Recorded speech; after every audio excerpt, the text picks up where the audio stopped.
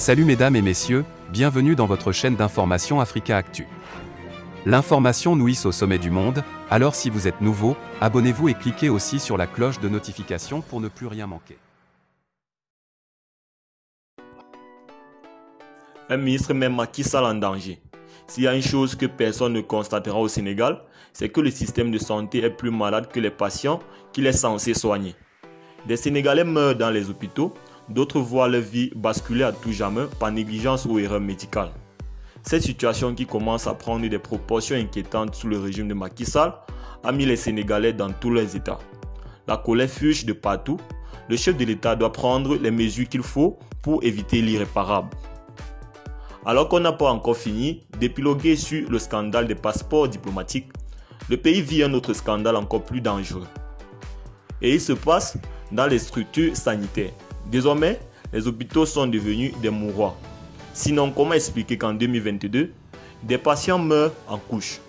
Astou Sonak, du nom de cette femme décédée à l'hôpital Amadou Saki Baé, est la face visible de l'iceberg de ce qui se passe dans les hôpitaux privés et publics.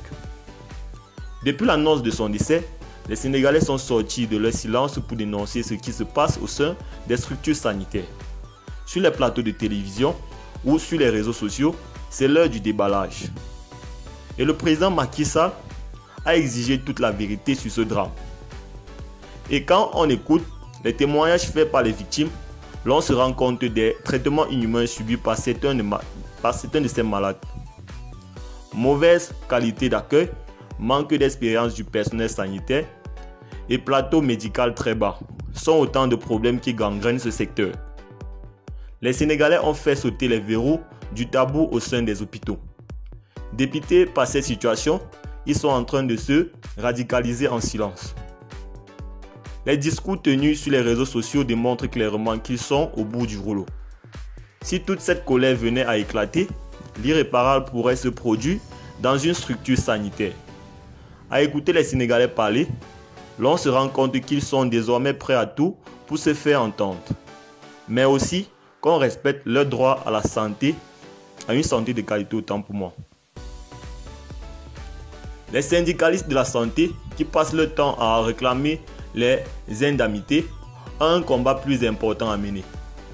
Ils ont le devoir de rapprocher la population des spécialistes de la santé. Le fossé qui se creuse n'augure rien de bon. Après les émeutes de l'électricité, celles de l'eau, l'on risque de voir les émeutes de la santé éclater. Déjà, les populations ont commencé à investir les rues pour réclamer justice pour Astou Sonak. Mais les familles des malades pourraient s'en prendre au personnel de santé, ce qui va envenimer la situation. S'il y a une chose que personne ne constatera au Sénégal, le chef de l'État Macky Sall a la possibilité de sauver le reste des meubles. Au-delà des sanctions contre le personnel médical, les véritables mutations doivent s'opérer dans le secteur de la santé en commençant à prendre des proportions.